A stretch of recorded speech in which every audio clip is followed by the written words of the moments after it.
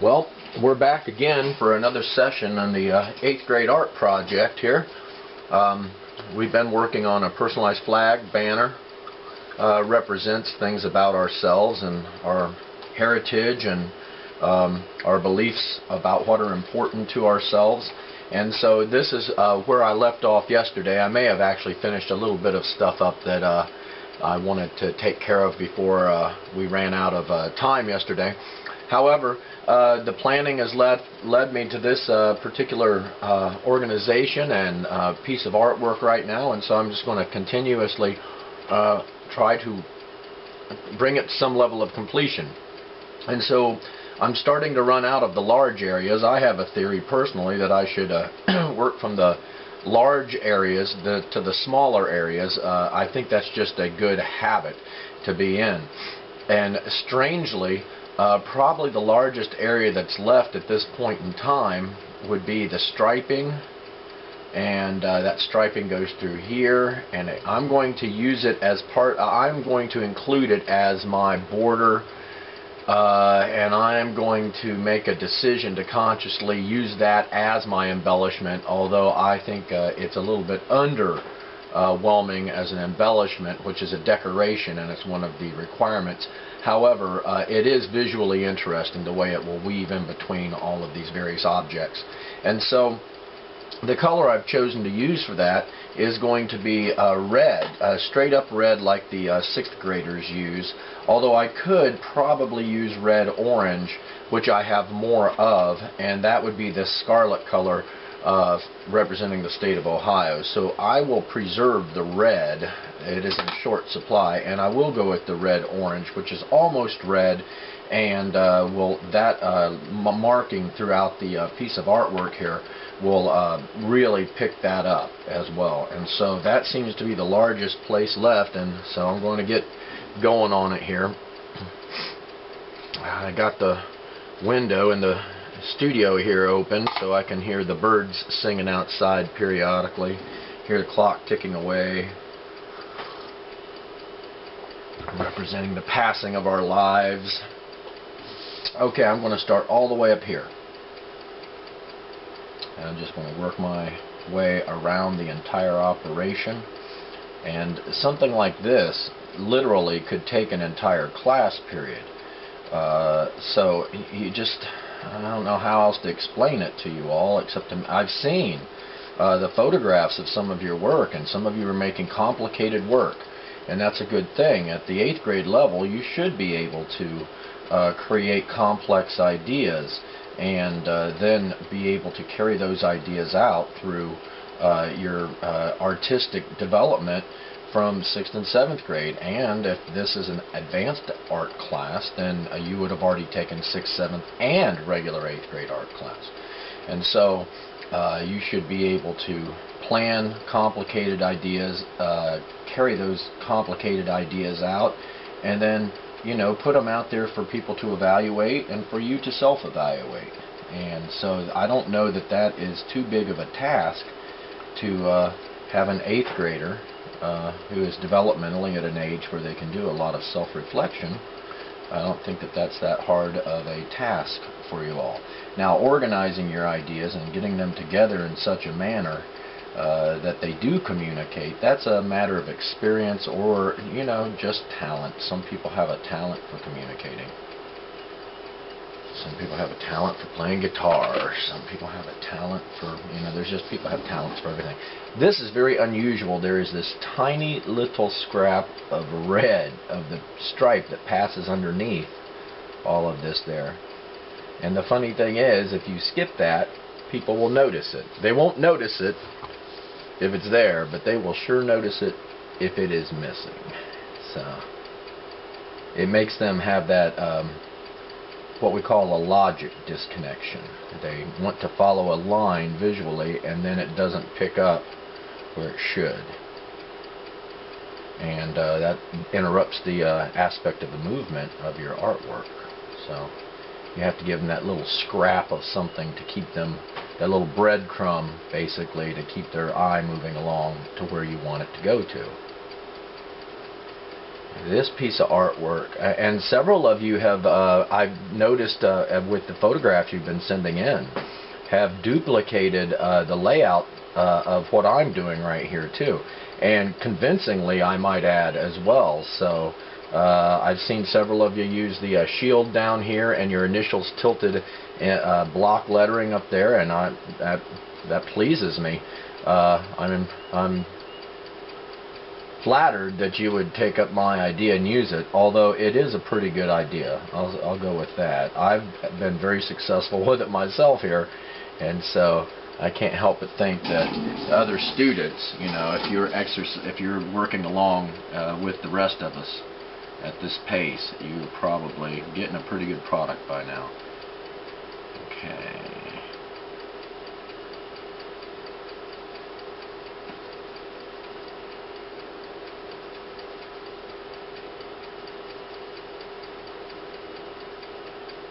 Now I eventually will have a problem I did not anticipate. If I use this entire red all the way around my border, what will happen is I will have this little red point in the red border. So I may have to come up with a solution for that. I did not, and I thought I had considered all those possibilities, and here I am looking at it now, and it's going to have problems. So I may have to come up with a solution for that, and I think I've got one. And in fact I do have one, and this is what it's going to be. It will be a continuation of the blue stripe, and that way when my red comes around it will just meet that blue stripe. The other thing I could do is outline it in black, but that would be the coward's way to do this.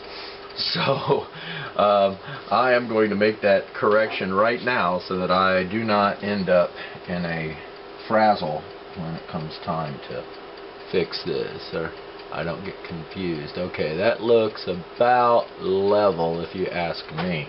And this won't look, but this will be okay, because this little part right here will continue that blue, and I'm okay with that.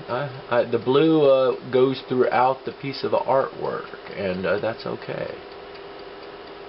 Let's make sure we're level there too. See that little scrap of blue? That looks about right. Okay, so that's how I'm going to handle that. So I was so excited about the embellishment aspect of all of this that I kind of neglected the other parts. So that means I'm going to have to erase carefully that pencil marking that represents where the field of blue ends previously, and this has to be done very accurately, because if you don't get that pencil marking out of there, and I can see it although you may not be able to, what will happen is it will darken that little patch of blue right there. So that's going to take a little bit more craftsmanship to get that to look right, but that's how I'm going to handle that. And so you all may clap and applaud if you so desire, but I am committed to this red striping and border now, so I'm going to continue on with it. So although I am a big stickler for planning, there's little incidents like this that can kind of make the artwork entertaining to do, because you run into a problem and you manage to come up with a solution to that problem, a good solution, not some half-baked idea, and that yields a better product. And that's really what we're all about here. If we're going to make art, is a better product. Okay, this is looking pretty good. Now I'm going to try to go around this corner here with kind of the scribbly technique, so I don't have that overlapping mark right where the two sets of strike marks cross each other, because that's kind of, that pattern is kind of strange. So if you just scribble it around where you make that turn at, you get a much more interesting product. It's going to be a more of a flattened color rather than one with a lot of directional textures in it. Alright, Well, I hope you're all learning something as we go along with this, because if you're just really putting the video on and letting it run and listening to me as I explain where I'm going with my artwork, and you're making your own artwork to go along with it, well, that's really what we're attempting to do here, is communicate with each other, communicate either in the e-classroom, or whether this is a makeup project that you may be doing, or a class project as well. You know, the videos can really help a lot. You can pause them, slow them down, replay them numerous times if you really are struggling to keep up with the ideas that are being presented to you here. And so it does have a lot of positive aspects to it. I really prefer the in-person form of education myself in the physical classroom, but this has a lot of applications and advantages that we could employ to assist, to supplement in-person education in a physical classroom. So there is value to it, although nothing is as good as the face-to-face interaction between people when you're instructing. I have found. I've been a student most of my life, it seems like, for some reason or another. When I was a kid, it's funny because art wasn't always my favorite class as a child. And so it's ironic that I am in the art education field. My favorite class really was always science. Chemistry always fascinated me, but I was really not very good at it. In college, I struggled with it a lot, and I had friends who were really smart engineer types, and they just couldn't understand why I didn't get it. And eventually, you know, it's a maturity thing. A lot of things that are difficult that are very abstract, are difficult to wrap. I'm a very literal person, and that's why I think art works for me, because I can really see the product that I am trying to create, whereas the world of mathematics came very difficult to me. It's very abstract. Numbers are just these strange ideas that represent things. So I struggled with that idea, and you know, chemistry is all of this visualization of stuff that you can't see, and so they could explain it to me, but I really couldn't see it. You can only see the results of it. So it was interesting, and then eventually I learned to really like chemistry in high school and college. So now that is looking good. That really directs your eye around. I want to keep at this down in here, and the way it overlaps and weaves around the little parts of the interest is fantastic. I'm really pleased with that. I'm a little underwhelmed with the fact that I didn't anticipate that my little point right there would stick out into a border, but I don't know. These things happen.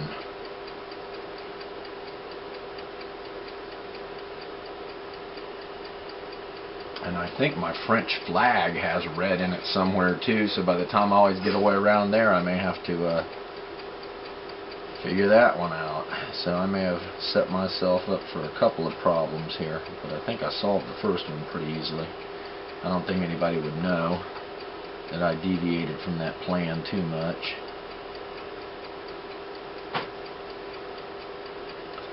Alright, so this red, this scarlet red-orange color is really working for me. It's going on nice and smooth. A lot of that's got to do with the temperature, but some of the colored pencils have different pigments. The colored parts of them, some of those colors or colorants, those pigments are rougher in texture, and so you can they kind of drag along at a different rate, and some of them are very waxy, and they just kind of melt onto the paper with the friction. However, this red-orange seems to really go on nice and opaquely with not a whole lot of serious pressure. It doesn't leave too many strike marks over striking each other there. So it's I'm glad I picked it out, especially for to pick up this color in here and here. That really is working for me. Now I got some scraps of red on here that need to be taken off before they get smeared into something else. That's looking fantastic. So I love the way it weaves in and out of that. So I'm going to just continue on here. Let the good times roll.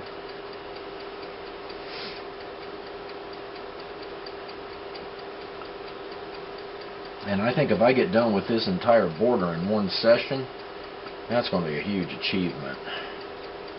And there's probably, I don't know, a few more sessions left in this project.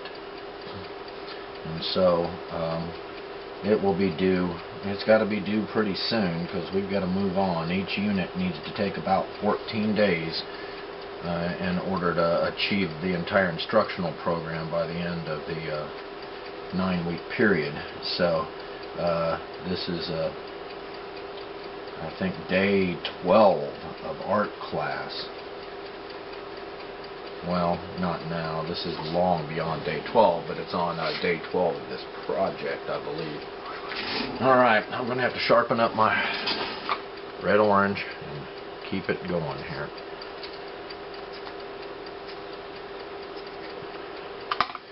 Alright, I need some coffee.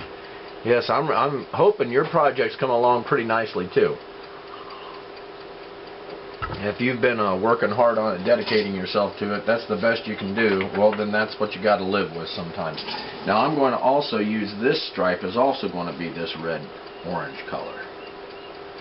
I shouldn't snap the tip off. I've been pretty successful, although I've broken a few of them off.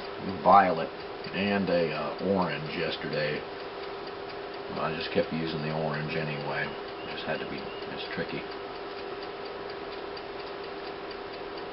Okay, this curved space, but I like the way that these overlapping colors have the effects of almost the effect of being like cut out of construction paper and glued on. And the point that this little arrow, this chevron, makes there pointing at the family. I think that's kind of a neat thing too. A lot of this I did not intentionally plan for these my interests to be laid out necessarily the way they are. I just kind of listed them as I went around and put them in the circles. And then as the project has been developing, what I've noticed is that there seems to be a relationship between the really, really important parts of my interest and where these chevrons are at and where the lines bring them together at. And so that really wasn't intentional, but maybe on a subconscious level, meaning you don't realize you're doing what you're doing, but your mind knows what it's doing. You arrange these things without conscious intent. But subconsciously, your mind knows what it's doing, and it puts these things together, and later on, your conscious mind looks at these, and it can sometimes put it all together, say, it's funny how these all work together the way that they do. I wonder how that happened. And a lot of times the answer is just dumb luck. It just happened the way it happened. But a lot of times is you just didn't realize that you were doing it at the time. You were carefully organizing it on a subconscious level. So it's things like these, when you're making art, it tends to bring out, that's what art therapy is about a lot. The expressive arts class has a lot to do with that subconscious communication, trying to go into that next level and just respond physically to some stimulus, and try to get at what it is that is either affecting you or that you were trying to. So that's what art therapy is, and expressive art a lot of times is wrapped up with art therapy. So it's really a fantastic medium for self-analysis, making artwork is.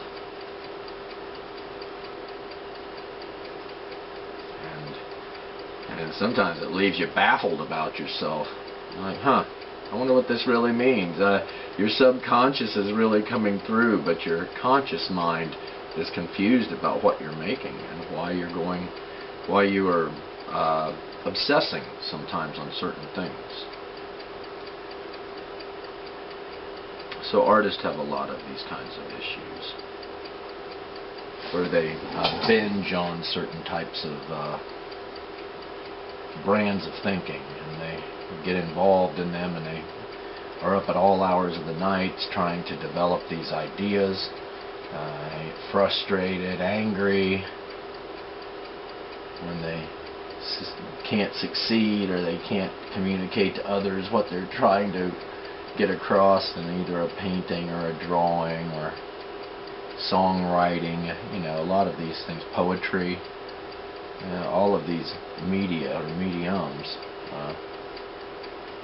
are done by artists of some sort. So I've been a frustrated artist myself.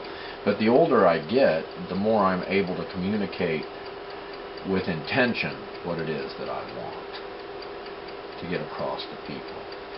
When I was younger, I was trying to do it, I guess, by implication rather than really directing people's attention to what I wanted them to understand.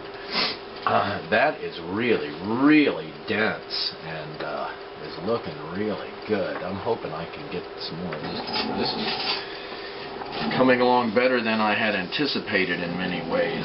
Now here's all this real tight cut-in work, and my hands are a little sweaty because I've been drinking coffee here.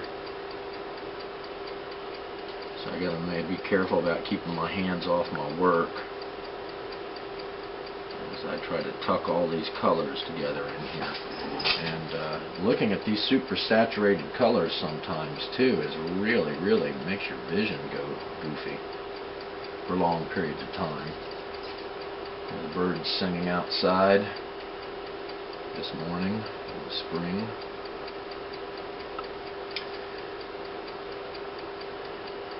So I hope you're planning and your actual project of going along with minimum problems. I haven't been receiving a lot of email about problems with the project. Some people are struggling with the whole idea of the organization of the class with daily work grades and stuff, since we're not in a physical classroom, but we'll work it all out. The e-classroom is not such an easy environment. But if you're doing this as a make-up lesson, or we're using this as a lesson in the class, the physical classroom, well then that's a much easier environment to answer questions in, and then get legitimate answers about these questions too through demonstrations. Alright, I'm feeling pretty good about this, but I think I'm going to have to sharpen my pencil again. I'm not getting that really tight control that I must have as what they call a hard edge artist. I'm a hard edge artist. I cannot, although I've tried to smear paint together expressively, I really just can't do it. It's not my style. And I really am jealous in a lot of ways of people that can do that and create beautiful pieces of work. It must be nice just to smear paint around and get something that comes out attractive. I just simply can't do it. It's not in my skill set.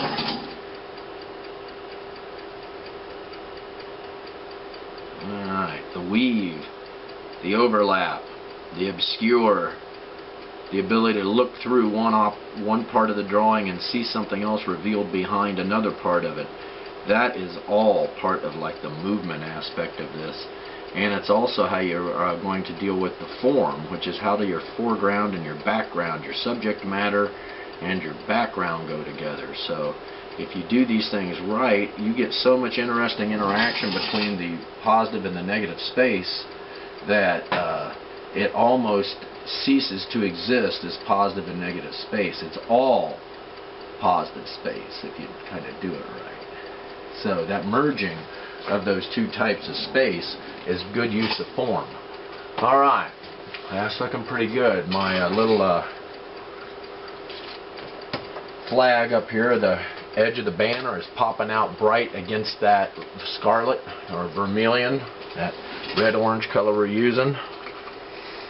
And I can hear time just ticking away from me, and there's a lesson about life. There's a tiny little spot right here, and these details are crucially important to the overall beauty of the work. So I'm going to take care of that right here and right now. Alright. Now see, as we go around and we fill in colors, it starts to dictate at some level the colors that we're going to use for other parts of our drawing as well. So, you know, if I were to use some sort of red for the symbol of Gemini, then it would start to just disappear into the red that's this stripe. And so I'm going to have to, you know, logic my way through that so that I can have a symbol that shows up nice against this red. And so I have to think about that while I'm solving one problem. A lot of times you find yourself pondering and coming to solutions of other problems as well as you come across them. When you get into what's called the flow state, that's where you're making the art, you're making the good decisions all at the same time. Everything seems to be working for you. That's called flow state. Happens in athletics, happens in music, happens in making art, and everything seems to be going right.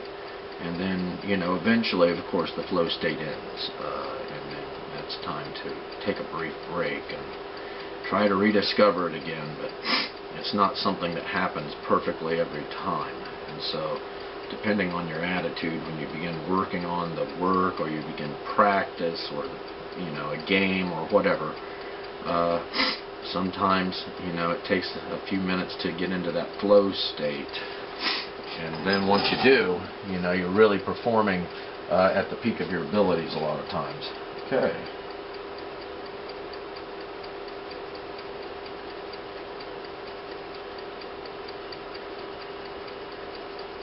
Alright, so I'm really interested in how I hope this red doesn't become overwhelming, and because I will have a scrap of blue on the far right side there, maybe that'll break it up a little bit. And because I'm sacrificing my whole idea of embellishments, this is going to be part of my embellishment, and part of my embellishment also is the fact that the parts of my drawing actually intrude into the border. So the drawing and the border, that's they merge together in a lot of places, and so that is kind of an embellishment in itself. Now that might be a bit of a weak defense of it, but I'm going to still stand by that decision. And if it comes out looking good, then I'm going to say, see, that was a good decision. And if it comes out looking terrible, I'm going to then say I should have changed my mind. Should have stuck with a bad decision. Okay, I'm trying to find the lack of opacity here. That's why I keep going over this.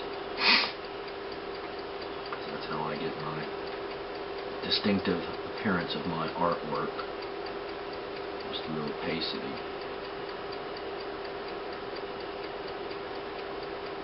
Okay, that's looking pretty good.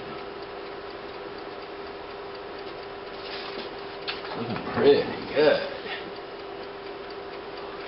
Now, let's go along the sidelines here, I suppose. Tuck this in here real quick.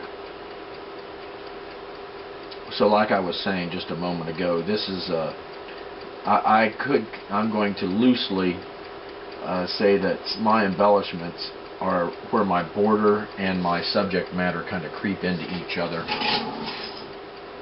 I could put small decorations or waves, or like paw prints, or, you know, anything that it could just simply be decorative, little checks and squares or zigzags. All of that would be fine. especially if the content of the piece of artwork is kind of weak, you know, then you need to boost its decorative effect up more than. So I'm pretty satisfied with the content that I've been creating, and the fact that it breaks into the border also is interesting as well. Now, if I were a student and I were evaluating that decision, I'd say, well, it looks good, but embellishment is a part of the project. And so, as a student, I'm probably going to have to take a little bit of pointage off for not really fully embracing the embellishment aspect of this. But I am able to defend my decision too. So if I were a student making this project, I was able to explain why I like it the way it is. And so being responsible for that decision means I would have to say, okay, I didn't fully meet the requirements. However, I fully made myself happy with the piece of artwork. Okay, I'm going to have to sharpen up again here. But I do believe this is going to come together here. And that little scrap of blue under there will be dealt with. Got a nice working point on my red-orange colored pencil. Go this way.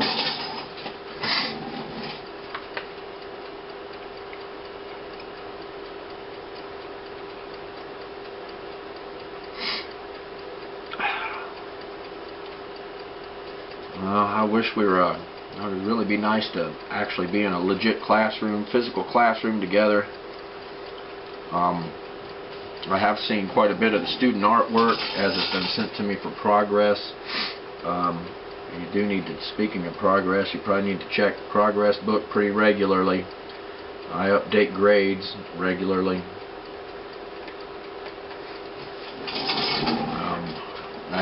As reasonably possible.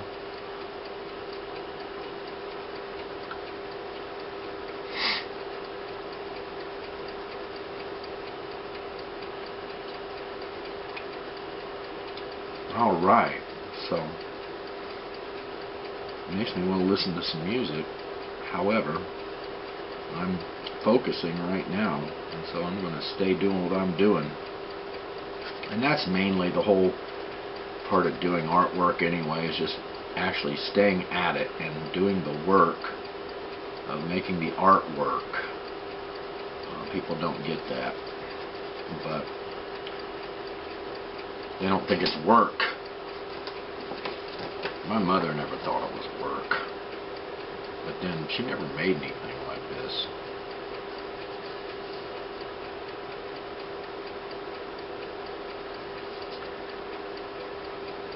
She always thought it was like a hobby or something. I'm like, Mom, this is, you don't understand, this is hard work. And so when you put people to making a piece of artwork, that's when they start saying, this is too hard. And that's I think that's funny to hear people say that, because I don't know what they expected when they call it artwork. So, or a project, you know, it's not, it might be easy for some people, but that doesn't mean it's easy. All that means is they don't get bored easily, and they're able to stay at it for long periods of time, and that's how it gets done. Just like any real project that you want to do. If you want to build a house, or you want to work on a car, then, you know, rebuild a car, all of those are projects that take extremely long periods of time. And so if you don't have any patience, you're not going to be able to do those types of things, or learn to play an instrument. Those are long-term projects that require a great deal of dedication and persistence of effort. And one of the things we learn in art is, you know, long extended focus, persistence of effort. And that's how you progress in almost anything in the world, at least in the world of human industry here. Sometimes that requires coloring a lot of red. But if that's what the job calls for, that's what you got to do. In this case, I made that decision. I like the way it looks. I'm going to be persistent and I'm going to get it done. And when I'm done with this, I may post this on, well, it will already be on YouTube, so maybe I'll photograph these and I could use it as maybe a on my teacher web page or something as my identifying piece of artwork. Okay, I see a little bit of white skip over in there, so I'm going to go back and always address the opacity. Ouch. There we go, the end of the class period. I'm going to keep on coloring for a few more minutes, and then when we get back together next time, I guess I'll hopefully be able to get the whole border done and be down to just a couple more sessions of work in this case. So I'm making some progress. I'm going to stay at it here for a little bit longer. I guess I'll just have to be late for my next class at this rate.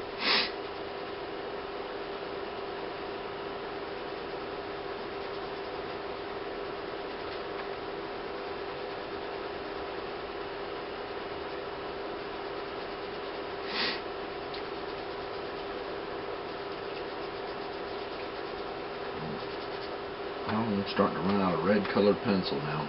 That might just be the sign that I'm about ready to call it quits here for this session.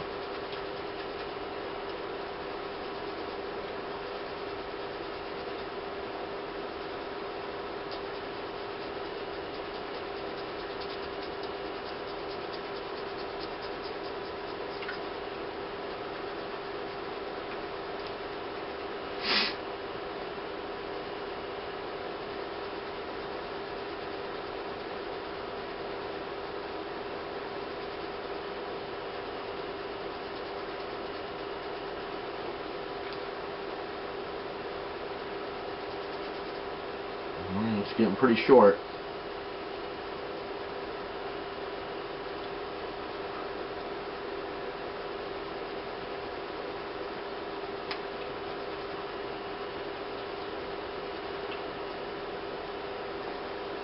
Well, I think that's about it. I'm about out of colored pencil here. So I think I'm just going to have to call it a session here right now.